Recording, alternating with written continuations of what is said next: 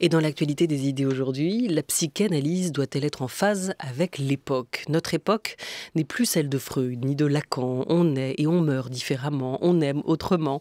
La question même du qui suis-je ne se pose plus de la même manière qu'auparavant. Près de 150 ans après son invention, 70 ans après sa relecture, la psychanalyse est-elle encore adaptée pour nous aider à penser le couple, la famille, la sexualité? Face au changement, la psychanalyse doit-elle protéger ses fondamentaux ou essayer de se réinventer? Et si oui, comment? Avec nous, la psychanalyste Laurie Lofer, professeure à l'Université de Paris-Cité, directrice du Centre de recherche Psychanalyse, Médecine et Société, auteure précédemment de Qu'est-ce que le genre? Un ouvrage à paraître vers une psychanalyse émancipée. Et le socle de notre discussion aujourd'hui, il paraîtra à la découverte. Bonjour à vous, Laurie Lofer. Bonjour. Bonjour. La saison 2 d'En Thérapie, on vient de l'évoquer avec nos deux invités dans la Grande Table Culture aujourd'hui, Arnaud Desplechin et Frédéric Pierrot, qui joue le psy, le docteur Dayan dans la série. Et est-ce que vous comprenez le succès de cette série déjà, vous comme psychanalyste? Est-ce que vous dites c'est une bonne chose qu'une série comme ça soit vue, regardée, écoutée? Elle fend peut-être une armure, elle permet de rendre plus démocratique cette discipline qu'est la psychanalyse? Je pense que c'est une série tout à fait nécessaire. Et d'ailleurs, j'ai vu quelques épisodes que j'ai trouvés très intéressants, notamment les épisodes où on voit bien ce qu'est l'exercice de cette pratique qu'est la psychanalyse. C'est une pratique difficile, c'est un métier que Freud d'ailleurs considérait comme impossible. Et je trouve que cette série montre bien comment, d'une certaine façon, la psychanalyse ne peut pas se situer en dehors de l'époque dans laquelle elle est ancrée, elle s'exerce. Et c'est ça que je trouve intéressant dans cette série. C'est ce que la pratique rappelle à la théorie, presque. Absolument, absolument. C'est exactement ça. En théorie, montre une psychanalyse ouverte sur le monde. Attentats, épidémies dans cette saison 2. Ces grands traumatismes collectifs qui ont pénétré parfois insidieusement nos vies, nos esprits, nos intimités. Est-ce aussi ce que vous cherchez à nous dire, qu'une psychanalyse hors sol, hors de son époque, ça n'existe pas? Ça supposerait, si ça existait, ça supposerait que un psychanalyste serait lui-même hors sol, c'est-à-dire en dehors, c'est-à-dire dans une espèce de clinique de surplomb, non traversé par ses propres préjugés, la propre fabrique de ses propres normes, sa propre fragilité. Et ça, c'est évidemment quelque chose qui me paraît intenable comme discours. C'est-à-dire qu'un psychanalyste, il est aussi dans l'époque dans laquelle qu'il traverse lui-même. Donc, cet exercice, cette pratique qu'est la psychanalyse ne peut pas se situer en dehors du praticien lui-même. Donc, imaginez que la psychanalyse soit hors sol, hors histoire, universelle, de tout temps. C'est évidemment quelque chose que j'ai essayé de déplier dans cet essai, c'est-à-dire de montrer comment la psychanalyse, une certaine psychanalyse en tout cas, peut se laisser instruire par d'autres discours, par d'autres épistémologies, par d'autres pratiques. Et j'ai trouvé, de par ma pratique, soit à l'université, mais même dans des colloques avec les chercheurs en sciences sociales, qu'il était toujours difficile de dire qu'on était psychanalyste parce qu'on était d'emblée récusé, disqualifié en disant « mais la psychanalyse n'a jamais pensé son époque ». Voilà, parce qu'elle est toujours dans des normes anciennes, on ne peut pas parler en dehors de Freud et de Lacan. Et du coup, je me suis intéressée et je me suis interrogée. Pour moi, la question, c'était pourquoi il y a un tel rejet de la psychanalyse ou dans la psychanalyse elle-même, de ses propres fondements épistémologiques, en fait. C'est ça qui m'a intéressée. Elle est traversée par quelle temporalité, la psychanalyse? Passé, présent, futur? Alors, et c'est une question très ample, ça, puisque en fait, je ne sais pas si vous parlez de la temporalité psychique de l'analysant. Non, plutôt de la discipline, parce que c'est vrai que vous l'évoquez, on a tendance à dire que la psychanalyse, elle est figée, trop figée dans le passé. Alors qu'en réalité, il est impossible de penser la psychanalyse, même sans l'inscrire dans le présent, voire sans la projeter aussi dans un avenir. C'est-à-dire que si on se réfère uniquement à un discours ou une gnose ou un commentaire des textes freudiens et lacaniens, c'est-à-dire si on se réfère uniquement à ce qu'ils ont pu proposer comme fondement, et qui est important, hein, évidemment, Lacan disait lui-même que les mots de Freud peuvent devenir usés si on ne les met pas dans un certain contexte. Donc, d'emblée, la psychanalyse, elle est nécessairement historicisable, c'est-à-dire elle est nécessairement inscrite dans une histoire. Et non seulement en tant que pratique, mais ces notions et ces concepts eux-mêmes sont inscrits dans l'histoire. Et c'est ça que j'ai voulu déplier dans ce livre, c'est-à-dire, à partir des années 70 en France, il y a quelque chose qui se passe et qui est très intéressant concernant la psychanalyse, c'est la relecture, notamment par les féministes, notamment par Foucault, notamment par Deleuze. Donc il y a toute une période, évidemment que je fixe en temporalité dans les années 70, c'est post-68, hein, c'est le moment où, bien sûr, il y a cette dite, je mets des guillemets, libération sexuelle, ou en tout cas des propos sur la question de la sexualité. Et à ce moment-là, et c'est ça que j'ai trouvé intéressant, on voit comment le corpus théorique et épistémologique de la psychanalyse est saisi par des nouvelles pratiques, des nouveaux discours, une façon d'appréhender les choses au plan théorique très différente. Et les féministes de l'époque vont retravailler la question de la différence des sexes, la question des termes freudiens qu'elles vont remettre au travail. Et ça, je trouve que c'est très intéressant, parce que c'est vraiment le point historique qui fait que, précisément, la psychanalyse, ses frontières s'élargissent, ou en tout cas, je ne sais pas si elles s'élargissent, mais en tout cas, elles se modifient. On entend cette idée de confrontation, hein, de dialogue aussi entre les disciplines, justement de la psychanalyse. Un historien s'est aussi saisi de ce sujet récemment, c'est Hervé Mazurel, auteur de L'Inconscient ou l'oubli de l'histoire. Il évoque dans cet extrait la psychanalyse et un de ses travers peut-être, le travers ethnocentré. Bien souvent, les psychanalystes, quand ils s'intéressent à des personnages du passé, se projettent dans le passé tels qu'ils sont. Parfois, par exemple, ils analysent des rêves à des siècles de distance sans suffisamment les remettre en contexte. C'est-à-dire qu'ils interprètent des rêves sans avoir une connaissance aiguë des mœurs, des mentalités, des sensibilités du temps. Et là, du coup, produisent ce qu'on appelle de l'anachronisme psychologique. Je pense que la difficulté que la psychanalyse a à s'exporter dans d'autres pays, en Chine par exemple, elle est liée justement au fait qu'il y a une forme d'ethnocentrisme dans son approche du sujet. C'est-à-dire que le sujet lui-même, c'est pas un invariant transhistorique et transculturel. Notre manière de nous vivre comme sujet, notre rapport de nous-mêmes à nous-mêmes, le rapport de soi à soi, varie selon les sociétés et selon les époques également. Donc le sujet sur lequel travaille le psychanalyste, c'est pas au Moyen-Âge, par exemple, la personne médiévale, c'est pas d'abord un individu autonome, unique, qui insiste sur sa singularité extrême, comme aujourd'hui, au moment dans notre époque si narcissique. C'est quelqu'un qui se définit avant tout par son statut social et par sa famille. Voyez, et on trouve ça dans d'autres cultures. Et donc on ne peut pas appliquer directement les modèles psychanalytiques à des sociétés plus lointaines. Laurie Loffer, sur ces mots d'Hervé Mazurel, cette déconnexion aussi. Absolument d'accord avec ce que dit Hervé Mazurel sur l'impossibilité d'appliquer la psychanalyse comme si c'était un discours universel, transpériode, transhistoire, transépoque, enfin évidemment.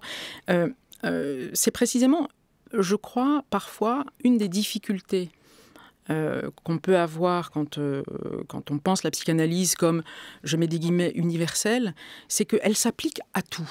C'est-à-dire, on peut faire de la psychanalyse, que Freud d'ailleurs considérait comme de la psychanalyse sauvage. On peut faire de la psychanalyse sur Napoléon, on peut faire de la psychanalyse sur... Enfin, voilà, c'est-à-dire que là, on est en dehors véritablement de ce que je crois être la spécificité subversive de la psychanalyse, c'est-à-dire dans un cadre très singulier. Pourquoi ? Parce que on est dans une explication des phénomènes ou dans une explication du monde, voire dans une vision du monde. Ce que Freud, à son époque, craignait précisément. C'est-à-dire qu'il craignait qu'on instrumentalise la psychanalyse comme étant une vision du monde qui pouvait expliquer tous les phénomènes. Ce que l'on a pu voir dans les dernières décennies, notamment concernant les sexualités ou concernant ce qu'on appelle les nouvelles configurations familiales. Donc on a vu comment certains psychanalystes s'étaient emparés ou avaient instrumentalisé le discours analytique pour appliquer, en fait, en somme, des normes sociales.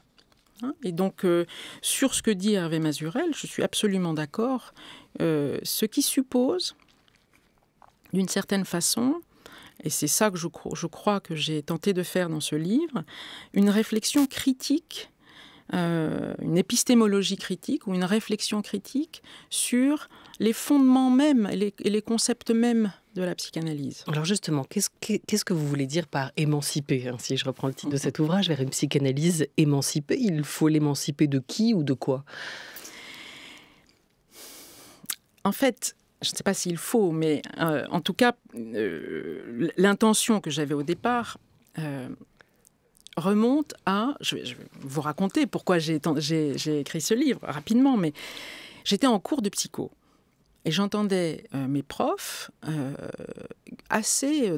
façon assez normative, donner comme ça des diagnostics ou des propos assez discriminants ou stigmatisants sur des comportements. Je trouvais ça étrange que, se disant psychanalyste, alors que j'avais lu Freud et Lacan, je trouvais étrange que des propos comme ça soient tenus. Et j'avais dit à l'époque, bon, j'arrête la psycho, en fait. Je veux pas...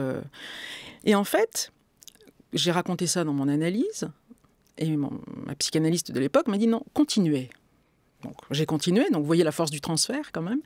J'ai continué, et à ce moment-là, je me suis dit, je pense que d'autres voies ou d'autres formes de pratiques ou d'autres possibilités de produire une théorisation, une épistémologie critique de la psychanalyse est possible.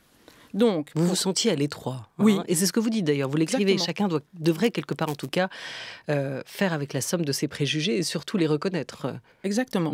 Et en fait, l'idée, c'était non pas de faire un livre sur ce que la psychanalyse peut dire de tel ou tel phénomène, mais ce que tel ou tel phénomène dit à la psychanalyse. C'était en fait, comme dirait Fassin, c'est une inversion de la question en fait. Non pas la psychanalyse appliquée, ce que critique Mazurel à juste titre d'ailleurs, mais comment la psychanalyse peut se laisser instruire par d'autres discours. Alors, les discours qui m'ont intéressé sont plutôt les discours des féministes, la production théorique de Foucault et les discours des mouvements LGBT. J'aurais pu prendre d'autres épistémologies, mais c'est ça qui m'a intéressé, parce que c'était le socle. Un des socles de la psychanalyse, c'est la question sexuelle, c'est la question des sexualités. Oui, puis la question du couple, de l'amour, de la famille, ce sont aussi des grandes questions qui aujourd'hui sont en transformation, en mouvement, particulièrement depuis quelques décennies. De voir comment la psychanalyse peut s'y confronter. Vous dites « open to revision ». Vous avez cette formule-là. Alors c'est Freud. Voilà. Non, mais vous reprenez cette formule-là. Qu'est-ce que c'est sur cette idée de limitation ou de la prise de risque, sur cette psychanalyse qui devrait être ouverte à ce retour? Alors, c'est dans un ouvrage, en 1926, Freud écrit dans l'analyse profane, un ouvrage qui est important parce que c'est un ouvrage qui s'adresse, enfin, qui essaye justement de déplier la question de la formation des analystes. Donc, c'est pas rien. C'est-à-dire comment on devient analyste. Et Freud, donc en 1926, dit la psychanalyse doit rester open to revision. Ce que Lacan reprendra dans les années 50, dans un séminaire où il dit, en fait, Lacan dit l'enseignement de Freud, et sous-entendu le sien aussi, est un refus de tout système. Alors, c'est ça qui est intéressant. C'est-à-dire que l'idée de la pensée de Freud et de Lacan, c'est une pensée en mouvement, en fait. C'est toujours une pensée en mouvement. Et une pensée en mouvement, vous imaginez un corpus théorique de 40 ans pour Freud et un peu plus de 50 pour Lacan. C'est évident que c'est une pensée en mouvement.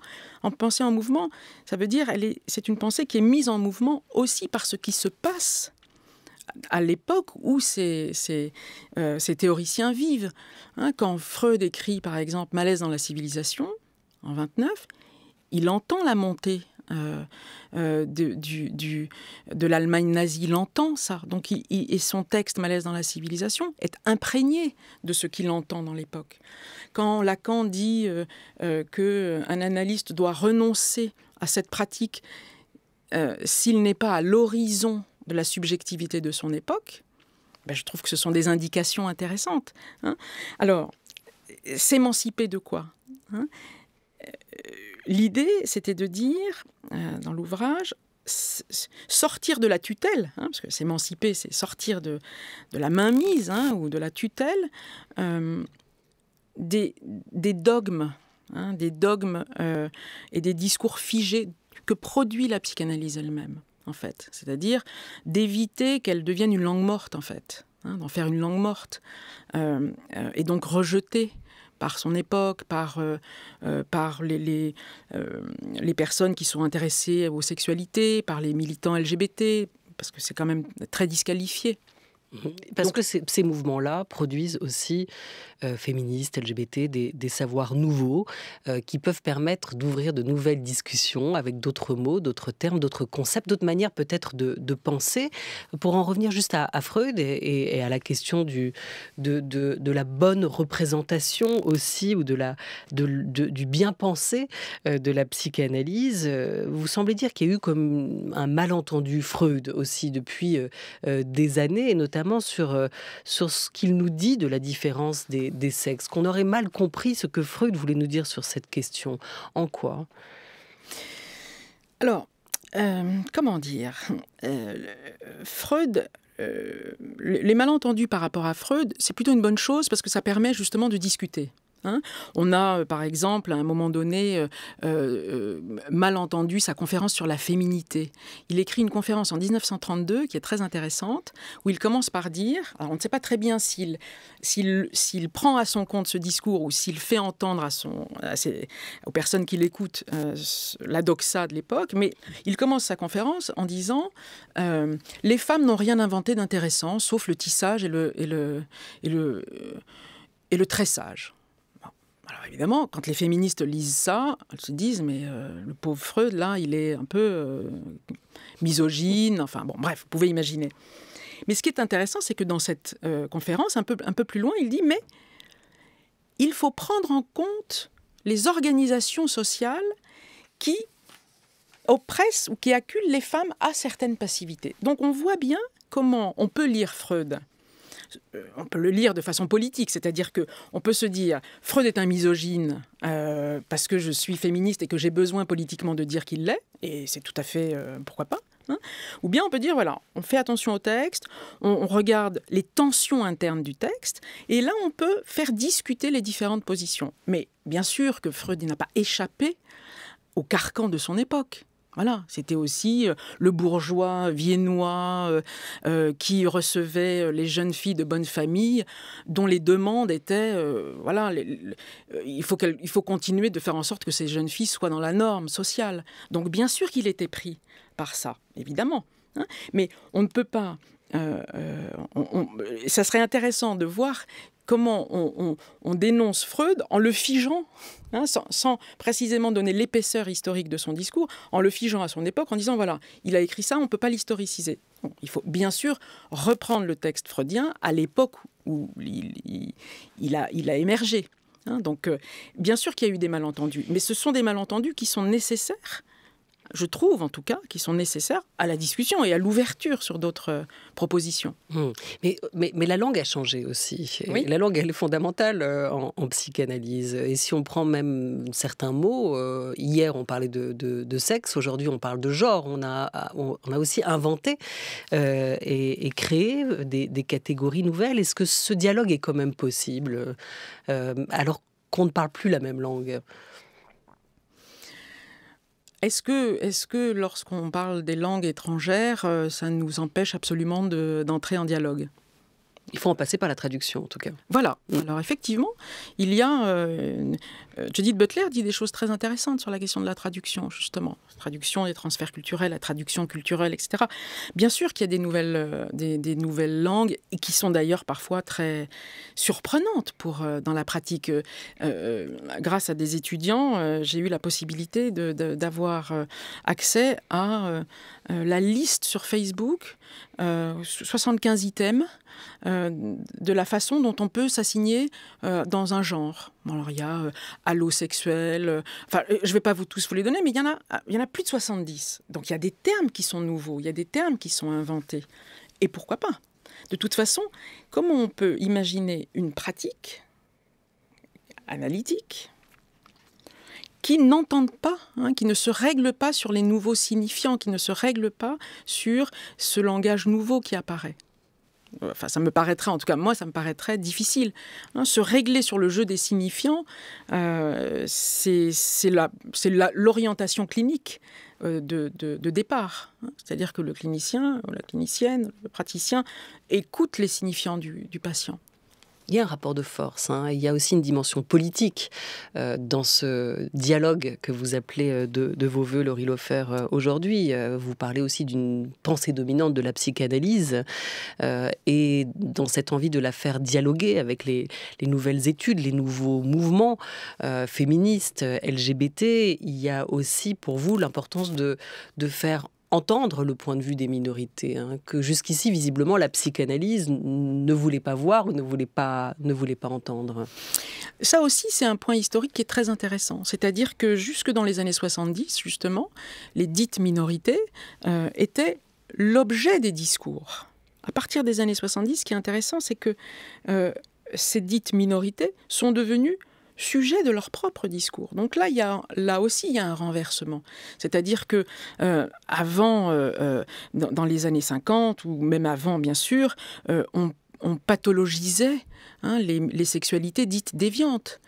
Et à partir du moment où il y a eu, le post-68, la sortie de l'homosexualité, des maladies mentales, à ce moment-là, les choses ont été, et j'en passe bien sûr, sur les mouvements et les moments de, je mets des guillemets toujours, mais de libération sexuelle, à ce moment-là, ces objets, sous le joug justement des discours plutôt psychiatrisants ou psychopathologisants, sont devenus sujet de leur propre discours. Et ça, c'est un moment que, je crois, la psychanalyse doit entendre précisément. Et je crois qu'il y a eu probablement dans les années 70, enfin en France, une espèce de scission où il y a eu ce que Michel Thor appelle une psychanalyse de repli, c'est-à-dire face justement à la réappropriation de la parole par des sujets qui jusque-là étaient stigmatisés. Face à cette réappropriation, il y a eu comme une espèce de psychanalyse de repli sur la psychopathologie, voire la psychiatrisation. Et là, il y a probablement eu un écart qui s'est creusé. Bon, et que je crois qu'il faut prendre en compte. Il y a eu des psychanalystes, bien sûr, qui ont mesurer cet écart. Je pense à Jean Alouche, par exemple, qui a fondé une collection qui est très intéressante sur les grands classiques de l'érotologie moderne et qui a tenté justement de mettre en perspective ce dialogue entre les études de genre, les études gays et lesbiennes et la psychanalyse. Mais il a été, il y a une vingtaine d'années, et puis il a été assez critiqué, mais aujourd'hui, les choses, j'espère, commencent un peu à s'ouvrir. Vous semblez dire qu'une partie de la profession passe à côté des évolutions sociétales des 20, 30, 40 dernières années, puisque la première grande figure pour vous de l'émancipation de la psychanalyse, c'était mai 68 et les mouvements féministes, après suivi de la pensée de Foucault et des mouvements LGBT derrière. Depuis 20 ans, vous regrettez qu'une partie de la profession prenne la parole pour être un peu contre tout, contre le mariage pour tous, contre la PMA, contre l'homoparentalité. Mais c'est vrai que la PMA, qui a été récemment, par exemple, élargie aux couples de femmes ou aux femmes célibataires en France en août dernier, elle vient bousculer un modèle traditionnel, celui de la famille, celui de la parentalité. Et il y a des psychanalystes qui pointent aussi les risques pour l'enfant.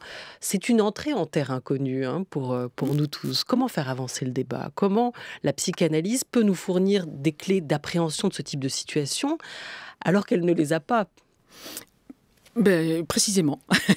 Précisément, comme elle n'a pas les clés d'appréhension de ces phénomènes, je crois qu'une forme d'abstention peut être requise à ce moment-là. C'est-à-dire que, c'est ce que je disais, c'est ce que, encore une fois, j'essaye de dire dans le livre, c'est-à-dire que je ne suis pas sûre que la psychanalyse soit bien placée pour donner des clés de compréhension. Encore une fois, là, je suis assez fidèle à Freud quand je dis ça, donner des clés de compréhension de certains phénomènes.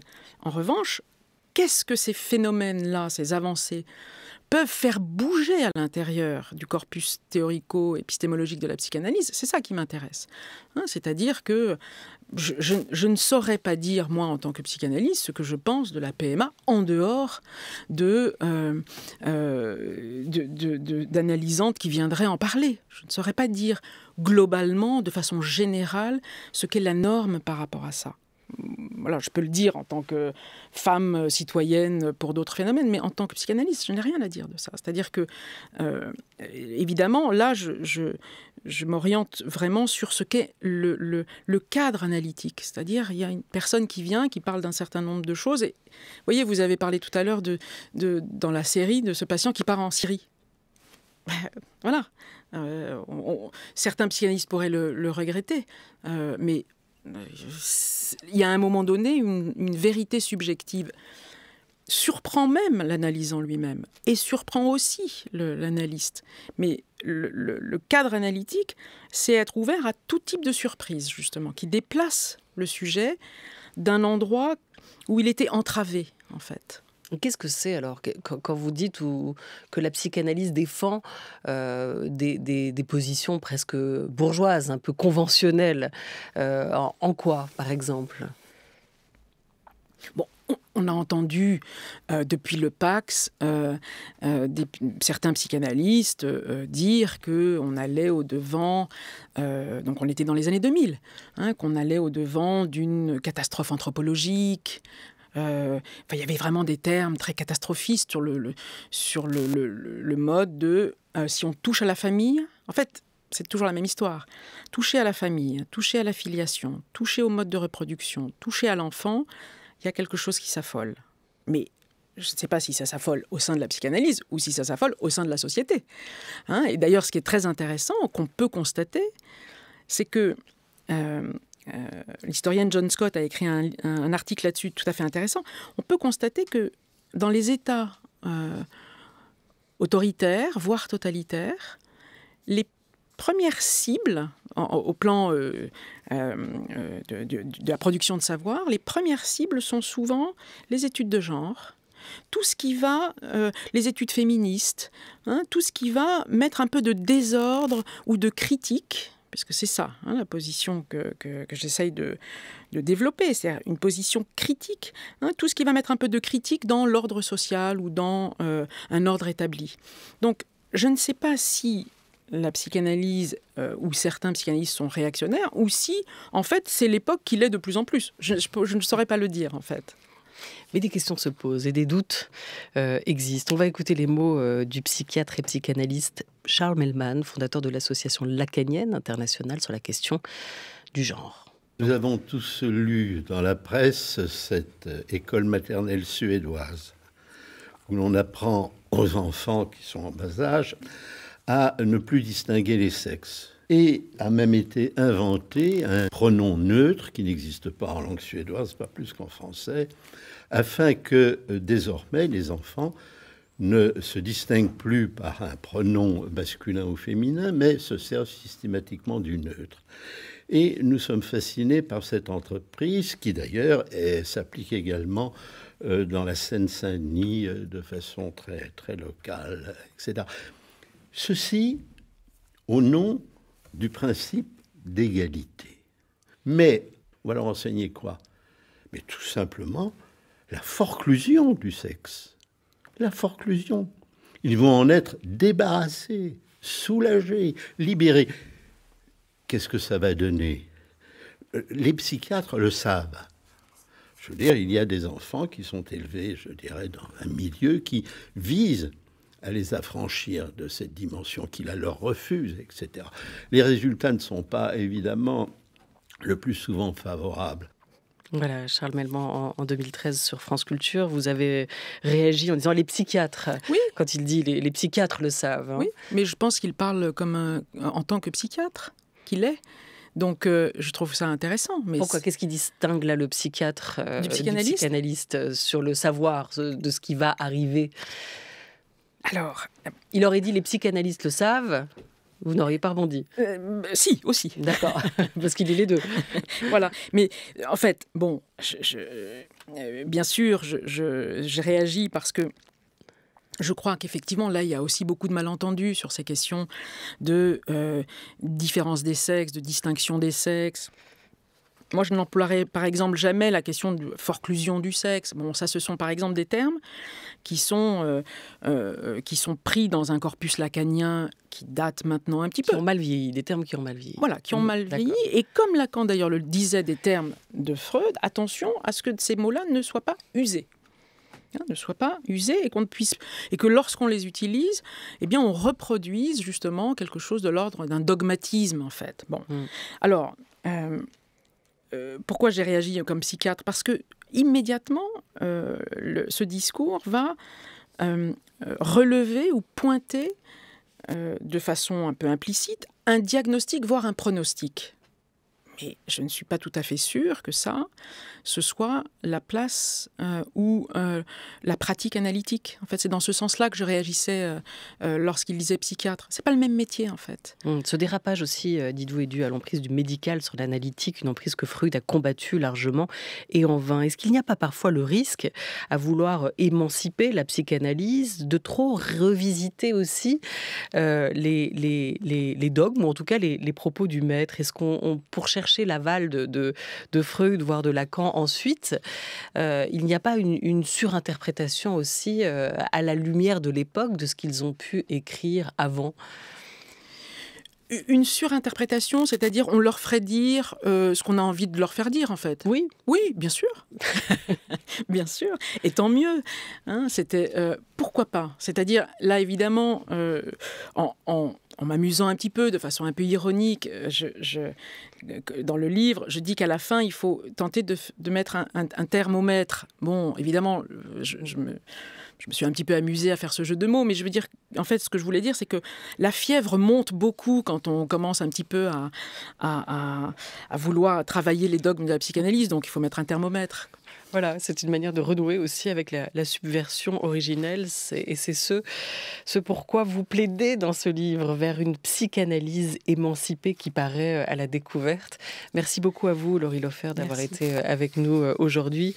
Dans la continuité de cette grande table autour de la psychanalyse, ouverte avec Arnaud Desplechin et Frédéric Pierrot pour En Thérapie saison 2, à voir sur Arte. Un grand merci à toute l'équipe de la grande table, à Lucas Bretonnier, avec Violaine Malstaff pour la grande table des idées aujourd'hui, à Oriane Delacroix et Henri Leblanc pour la grande table culture avec Maï-Hélène Despiau-Courret. À la réalisation, c'était Thomas Beau avec Ludovic Auger à la technique. On est jeudi, je vous retrouve lundi pour une nouvelle semaine de grande table et d'ici là, samedi à 17h pour une dictée.